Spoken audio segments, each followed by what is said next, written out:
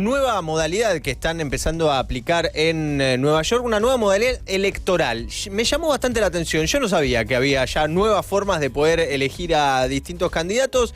Es una modalidad que viene aplicándose en distintos puntos de los Estados Unidos, pero en este caso, esta semana por lo menos llamó la atención porque se hizo en el estado de Nueva York, en las internas demócratas para elegir alcalde, y se llama un sistema de votación preferencial o de ranking.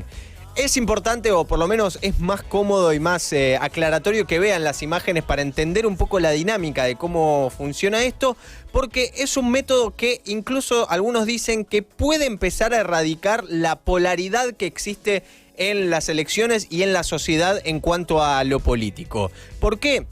Porque este voto preferencial busca evitar que los votantes elijan un candidato que gana o uno que pierde, permitiendo en cambio que marquen distintos postulantes en el orden de preferencia que ellos tienen de esos postulantes.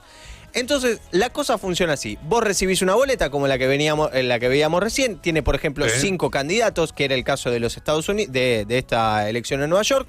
Entonces vos ponés, yo primero prefiero a este, segundo a este, tercero, cuarto, y así del 1 al 5 los ordenás. En este caso, el primer recuento que se hace son de todos los que eligieron el primer postulante. Uno. Claro. ¿Quién gana? Si ningún candidato tiene la mayoría del más del 50% de ese número, bueno... ¿Quién tuvo más del segundo puesto? Primero se elimina el último candidato, se deja fuera de competencia el que tuvo menos primeros votos, digamos. Ok.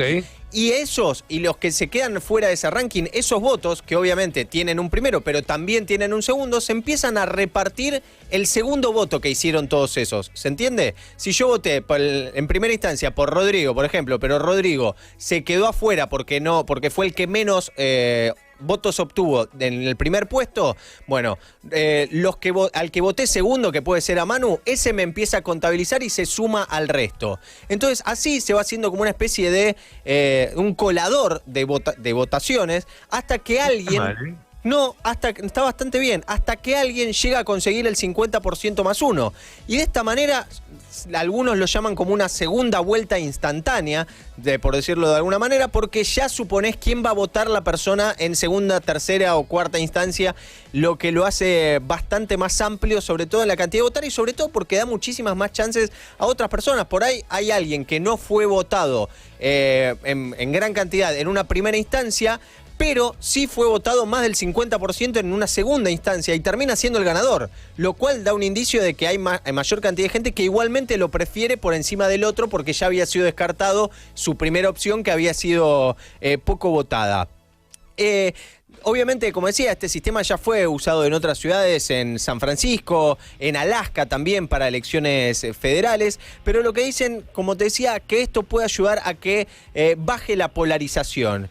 En términos generales, lo que opinan los analistas sobre esto es que se cree que si usara la votación por orden de preferencia en todos los Estados Unidos, se vería un tipo de política completamente diferente, más centrípeta, es decir, más hacia el centro y menos hacia los extremos, y se alentaría mucho más a formar coaliciones, a formar compromisos y también mucho menos división y menos campaña negativa, porque vos estás todo el tiempo queriendo que alguien te ponga en el primer lugar, no es solamente votá a este porque no querés votar a este, no.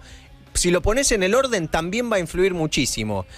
Dicen que si un sistema así se hubiera usado, por ejemplo, para las primarias del Partido Republicano cuando fue elegido Donald Trump, probablemente no hubiera ganado, porque la mayoría de sus votantes del partido se oponían a él. Entonces, por más como él sacó mayoría, por ejemplo que sacó, no sé, un 40%, hay un otro 60% que quizás en una segunda instancia o primera de otra manera lo hubieran elegido a otra persona. Entonces, probablemente hubiera cambiado. Obviamente hay dudas y críticas a este sistema, como por ejemplo que todavía hay poca información sobre todo es necesario que se eduque mucho a la gente sobre cómo votar con este nuevo sistema, sobre todo entienden que zonas por ahí más marginales, donde no hay tanto acceso a la información, al encontrarse con este nuevo tipo de votación, tiene que ser un proceso de adaptación mucho más largo para que toda la sociedad esté al tanto. Igualmente, los primeros datos de esta votación que fue el martes en Nueva York, sugieren que hubo una muy fuerte participación participación de los demócratas comparado con lo que habían sido las anteriores. Del partido incluso hubo más participación que en las presidenciales del año pasado.